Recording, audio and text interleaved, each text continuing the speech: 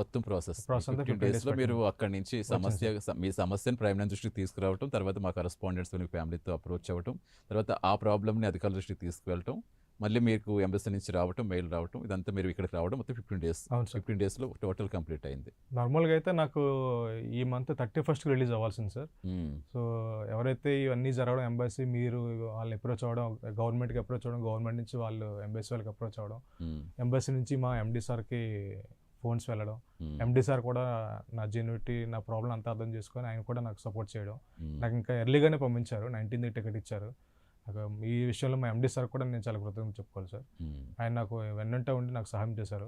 అంటే నా వెనకాల ఎంత జరుగుతుందని కూడా ఆయన కూడా తెలియదని అనుకుంటున్నాను నేను. మ్మ్. తెలిసిన మాట్లాడదాం తర్వాత అంటే మీరు లిబియాలో పడ్డ కష్టాలు ఏంటి, అసలు మీరు లిబియా ఎందుకు వెళ్ళాల్సి వస్తుంది, వాటి గురించి కూడా మాట్లాడుకుందాం. అంతకంటే ముందు ఒకసారి అసలు రీసెంట్గా పవన్ కళ్యాణ్ గారు దుబాయ్లో కూడా ఇలాగే సేమ్ ఖతర్లో ఇబ్బంది అవును సార్. పడుతున్న మహిళలను కూడా తీసుకొచ్చారు. తీసుకొచ్చారు సార్. అంటే అవును సార్. నాట్ ఓన్లీ వీళ్ళు, అంటే ఈ మధ్య కాలంలో జరిగిన చెప్తున్నా, ఇప్పటి అవును నుంచో సార్. కూడా జరుగుతున్న ప్రాసెస్ ఇది. అవును సార్. సో ఏంటి అసలు మీరు ఏం చెప్తారు? అంటే పవన్ కళ్యాణ్ గారికి నేను చాలా కృతజ్ఞతలు చెప్పుకోవాలి సార్. నేను ఆయన కూడా పెద్ద ఫ్యాన్ సార్ నేను. మ్మ్. నాకు ఇందులో ఇన్స్టాగ్రామ్ కూడా ఉంటే పవన్ కళ్యాణ్ బుక్తోనే ఉంటాను సార్. మ్మ్.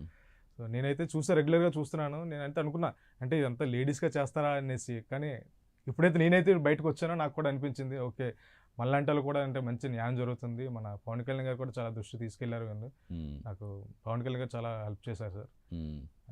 చాలా కృతజ్ఞతను కూడా ఆయనకి. నాలాంటి వ్యక్తులు ఇంకా చాలామంది ఇంకా విదేశాల్లో బాధలు పడుతూనే ఉన్నారు. మ్మ్. అలాగే నారా లోకేష్ గారు కూడా చాలా మందిని సేవ్ చేశారు. ఇవన్నీ చూసి ఎందుకంటే ప్రభుత్వం చాలా మందే ఉంటారు, కొన్ని విషయాలు బయటకు వస్తాయి. బయటకు చాలా వస్తారు సార్. మంది అది ఎవరికి ఎట్లా ఎప్పుడు చదవాలి కూడా తెలియదు సార్. తెలియదు. కొంతమంది అన్ఎడ్యుకేటెడ్స్ ఉంటారు. ఇంకో ఎడ్యుకేటెడ్ కాబట్టి నేను కొంచెం నాకు ఈ సోషల్ మీడియా అన్ని పరిజ్ఞానం ఉంది కాబట్టి నేను కూడా ఎంతవరకు చేరగలిగాను. అన్ఎడ్యుకేటెడ్ పీపుల్స్ చాలా మంది ఉంటారు, వాళ్ళకి ఎలా ఎప్పుడు చదవాలో తెలియదు. సో అలాంటి వాళ్ళు కూడా మీరు ఇంకా ముందు తీసుకొచ్చి వాళ్ళని కూడా కాపాడాలని నేను కోరుకుంటున్నాను. డెఫినెట్గా అసలు మా కాన్సెప్టే అది. ఖచ్చితంగా ఎవరైతే ఎవరికి ఏమి సహాయం పొందలేకపోతున్నారో వాళ్ళకి ఎంతో కొంత హెల్ప్ చేద్దామని కాన్సెప్టే.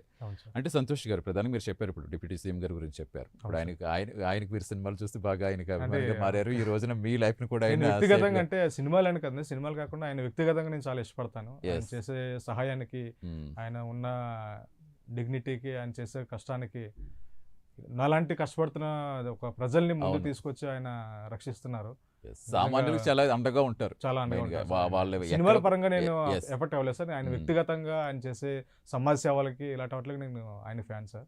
సినిమాల పరంగా కాదు, ఆయన చేసే వ్యక్తిగతంగా ఆయన చేసే మంచి పనులకి, కార్యక్రమాలకి నేను ఆయనకి పెద్ద ఫ్యాన్ సార్ నేను.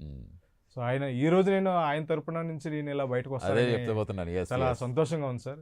అందుకే నేను ప్రత్యేక కృతజ్ఞతలు సార్ పవన్ కళ్యాణ్ గారికి.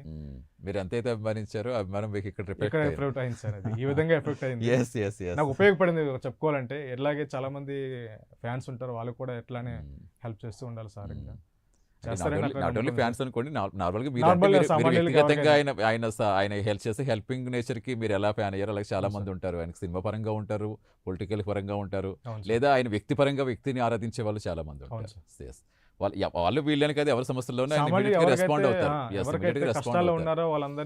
ఆయన దృష్టికి వెళ్ళిందంటే ఖచ్చితంగా వెంటనే దానికి ఒక సొల్యూషన్ అయితే డెఫినెట్ గా వస్తుంది. ఎందుకంటే నేను చాలా వీడియోలు చూసాను, ఒక లేడీస్ కూడా చాలా ఆయన కూడా పవన్ అన్న చాలా నాకే అంటే నేను ఒక పరిస్థితిలో ఉన్నంటే ఒక లేడీస్ కూడా ఎంత అనుభవించుంటారో ఆ ఏడ్చే విధానం చూస్తే నేను అట్లా ఏడలేము, కానీ ఒక మగవాడిగా వాళ్ళని కూడా రక్షించారు. ఆడపిల్లలకి చాలా ఆయన ఇట్లానే చాలా హెల్ప్ చేస్తారు, రక్షణగా ఉండి ఇచ్చేస్తున్నారు. దానికి చాలా, ఎందుకంటే వాళ్ళు ఏదో ఎంతో ఇబ్బందులు ఉండి విదేశాలకు వెళ్తారు, అక్కడ ఎంతో కొంత సంపాదించుకుంటే ఇక్కడ కుటుంబాన్ని పోషించుకుందాం అనుకుంటారు. కానీ ఇంతకు మించిన ఇబ్బందులు అక్కడ వస్తున్నాయంటే వాళ్ళకి నిజంగా చాలా బాధ కలిగించే విషయం.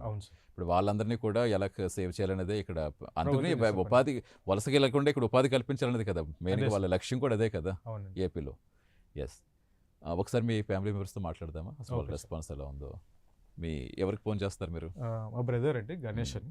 మెయిన్గా గణేష్ గారు కూడా కొంచెం ఇనిషియేట్ తీస్తున్నారు. ఐ మీన్ అంటే మా కరెస్పాండెంట్స్ వెళ్ళిన నరసింహ గారు వెళ్ళినప్పుడు ఎవరు అప్రోచ్ మీకు?